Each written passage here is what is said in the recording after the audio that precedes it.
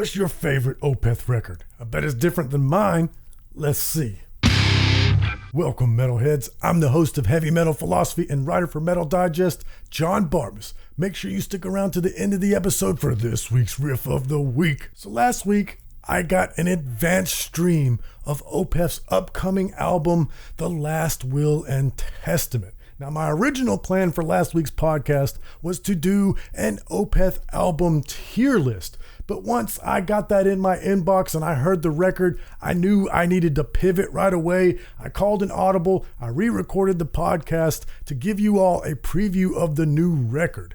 And during that episode, in the comments, a lot of you said, hey, do the tier list as well. So here we are. And the cool thing is, now that I've heard the new record, I can put that one in the rankings too. But before we get started, I should put a caveat right here. For the exercise, for this tier list, I'm going to be comparing these records relative to other Opeth albums. As a huge Opeth fan, it should go without saying that if I compared them to other bands, they would all be A+ and S tier. So for the purposes of this exercise, I'm raising the bar, befitting a band of such extraordinary talent. So if I give one of these albums a C or a D, that doesn't mean that it's a bad album. Again, in comparison to other bands, it's an A+. But in comparison to these other Opeth records, I mean, there's levels to this. They're not all as magnificent as the most elite Opeth records. So take your favorite Opeth record and your least favorite Opeth record, and how do they compare? That's what we're doing here. So let's go in chronological order. We'll start with 1995's Orchid. And when I went back after discovering Opeth during the Blackwater Park era and went through their back catalog, I knew that this band was different than all the other bands because their debut album, the album cover, has a pink flower on it. And it's pretty rare for a band to debut and already kind of sound like that. Like it already sounded like Opeth way back in 1995. It wasn't quite as complex. It tended to drone more, had less of the rapid change-ups. Some of the rhythms really remind me of Iron Maiden. They hadn't quite got their own rhythmic style yet. And I was, of course, inspired by those types of metal bands like Iron Maiden and Thin Lizzy did that type of stuff, and some of the black metal bands, contemporary black metal bands. And this one ends with a pretty terrible lo-fi black metal, almost sounds like a demo. For this one, Under the Weeping Moon is a favorite track of mine. However, the rest of the songs don't quite measure up to what Opeth will achieve in the future, so I'm going to give this one a C. Next, we'll go with 1996 Morning Rise, and to me this is a typical sophomore slump. There was only a year between albums, so that doesn't really leave a lot of room for growth. You know, these days Opeth tends to take a long time between records, which allows them to do such grand works of art. This one was less death metal, more black metal.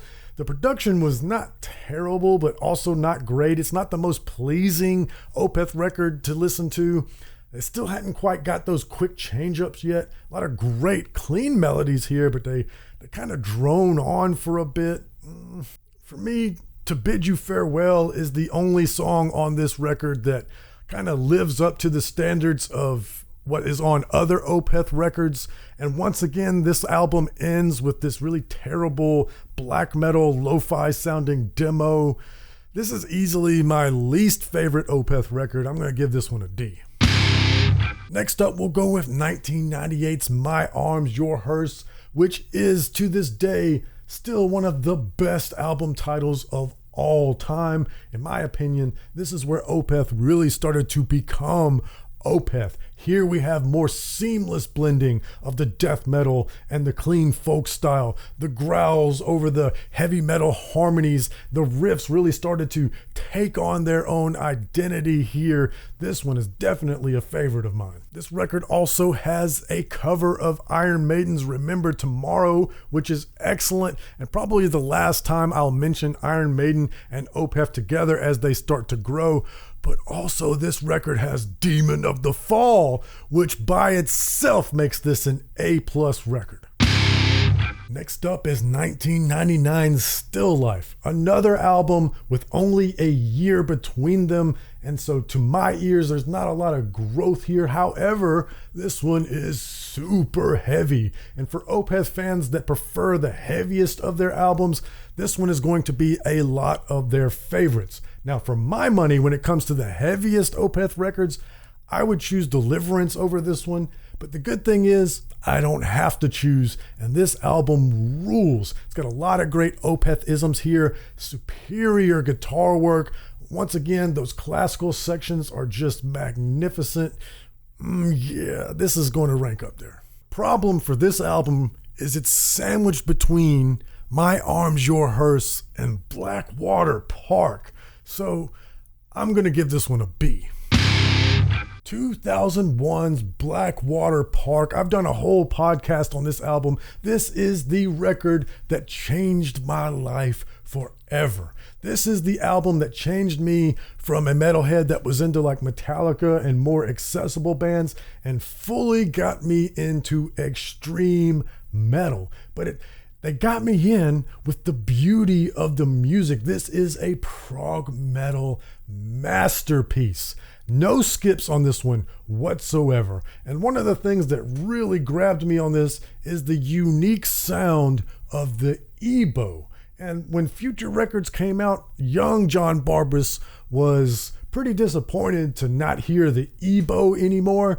But in hindsight, I'm kind of glad that they didn't become the EBow band, the way that Rivers of Nile is kind of the saxophone band. And no, I don't want Rivers of Nile to stop using sax. More sax. S tier for Blackwater Park. For 2002 and 2003's Deliverance and Damnation, I'm going to count this as one entity, almost like a double album, because that's what Michael originally conceived it as. He wanted to do one side heavy, one side soft, and the record company did not want that. So he said, well, what if I do separate albums, but I release them in quick succession? I promise you, I'll just turn them around real quick. It'll be real cheap to do because we'll already be in the studio. And that convinced the record company. So that's how we wound up with Damnation and Deliverance. But he was in the same headspace at the time. So that's why I'm counting this kind of as a double album. Damnation has some of my favorites like In My Time of Need and Death Whispered a Lullaby. But Deliverance, the title track, and Master's Apprentices, all-time favorites of mine. A+ record right here. Next up is 2005's Ghost Reveries. Now, when you ask people what their favorite Opeth record is, a lot of people like me will say Blackwater Park, but a lot of other people will say Ghost Reveries, and I can't argue with that. This is an excellent record. It's not very often that a band will release an all-time record like this after they've already done their magnum opus. That is the talent level of Opeth we're talking about. Ghost of Perdition, The Baying of the Hounds, The Grand Conjuration. This is S tier right here. For my favorite Opeth records, it's kind of like 1A and 1B when it comes to Blackwater Park and Ghost Reveries. Yeah, definitely both S tier.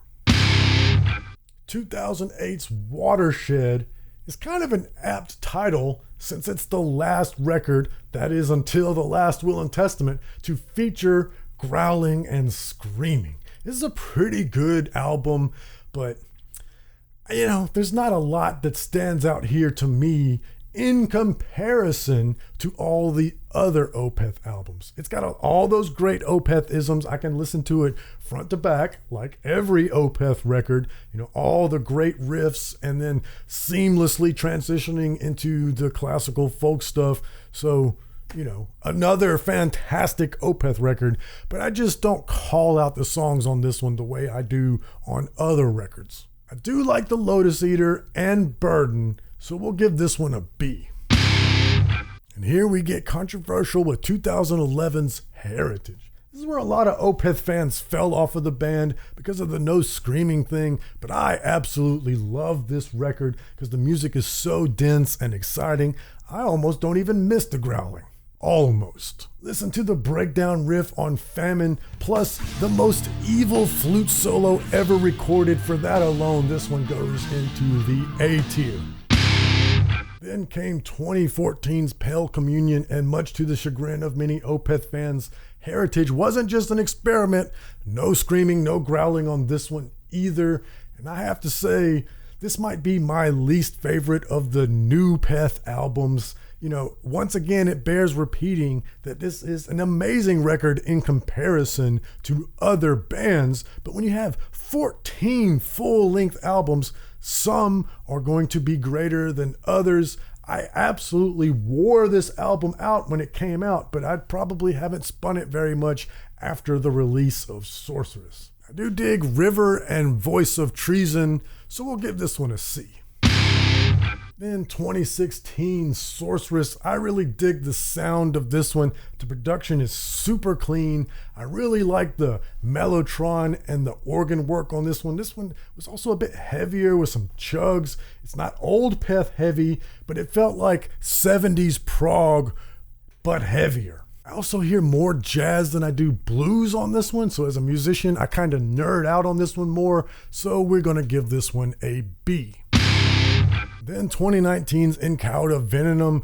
Y'all know me, I love novelty, and I really dug the novelty of releasing this one in both English and Swedish, so I listened to this one tons of times, both versions, trying to pick out the subtle nuances between them. Real nerd stuff right there, plus the vocal harmonies on this one. I also felt this one was kind of darker, but in a whimsical sort of way, which was a neat new thing that I wasn't accustomed to. Really dug this one.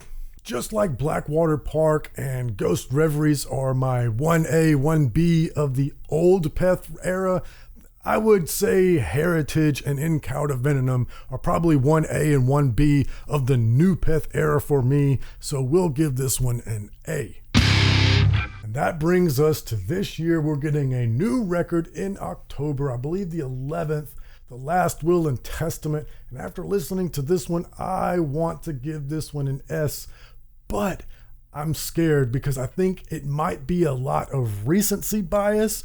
I find this very exciting, especially how dark it is and how different it is, but I'm also aware that I'm in the honeymoon period. But I can objectively say there's a lot of growling on here and a lot of sounds that we haven't heard from Opeth before. So for sure, on novelty alone, that's going to make it rank pretty high for me as a music nerd.